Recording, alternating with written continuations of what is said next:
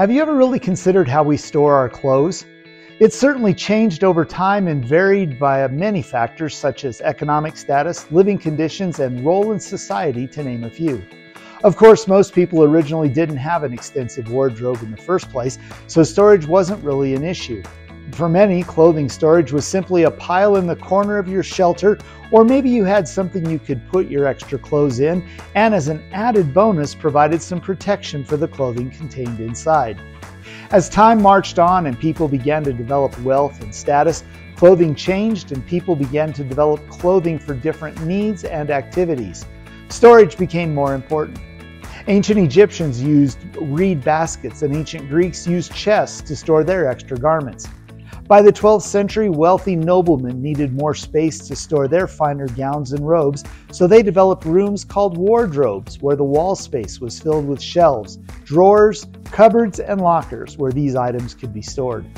In the mid-18th century, clothes and linens were stored lying flat in chests of drawers, large cupboard wardrobes, and the occasional old chest. During the Industrial Revolution, people began installing pegs and hooks on walls to hang clothes on.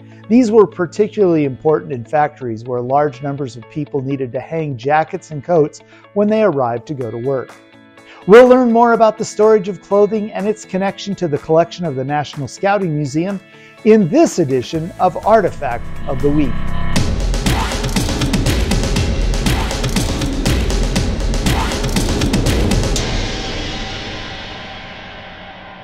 As the need for additional clothing storage grew during the Industrial Revolution, a Connecticut man named O.A. North patented the first coat hanger, a device featuring a hook on top and what resembled shoulder supports for clothing to the right and left of the hook.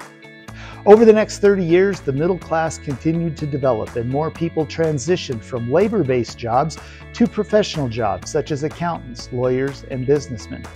With these growing professions, people were looking for ways to not only store their larger wardrobes, but also keep them looking crisp and fresh without having to iron every day. As a result, closets started to appear in homes with hooks and rods being added to make hanging your clothes more efficient. As a side note, the famous Dakota apartments in New York City, which were built in the early 1880s, were the first apartments to advertise closets that were part of the original design and construction. Coat hangers also kept evolving from North's original design. Most of these early hangers were made of wood and came in a variety of design shapes and styles. Additionally, features of the hangers began to appear to accommodate pants and skirts, including clips that could secure these items of clothing to the hanger. In 1903, the first wire coat hanger was invented when Albert J. Parkhouse, an employee at the Timber Lake Wire and Novelty Company of Jackson, Mississippi, arrived at work one day and there were no coat hooks remaining for him to hang his coat on. He secured a piece of sturdy wire and twisted it to form a shape featuring two ovals on either end twisted in the center with a hook shape at the top. This made the wire hanger perfect for attaching to a peg, a wall hook, or almost any other place one might want to hang their coat. By the 1930s, the wire hanger saw the addition of cardboard as a cover to aid in wrinkle prevention. Also during this time, by using heavier wire, many of the features found in wooden hangers became common with wire hangers as well. In the 1960s, two major changes came to the coat hanger universe. The first was in 1965 when Gerhard Wickman patented a new hanger design that paired a wire hanger hook with a wooden frame. This wooden frame was developed to minimize the creases in clothing caused by wire hangers and to increase the hanger's robustness. His patent also covered a moldable foam version of the hanger to help reduce production costs. Then in 1967, J.H. Batts filed a patent for the first molded plastic hanger. His design enabled heavier items such as a suit jacket and pants to be cared for with a lighter and less expensive hanger. An added advantage was the design helped the clothing maintain its natural shape while hanging. Additional improvements to hangers included hangers for children's clothes, hangers designed to hold multiple items such as pants hangers, and specialty hangers for lingerie and similar clothing items. Portable or traveling hangers came on the scene in 1885 and were first produced by the Steinway Company.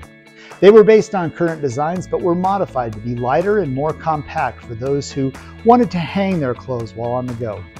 In the collection of the National Scouting Museum, we have a donation from 2009 that includes a traveling hanger in a well-worn leather sheath.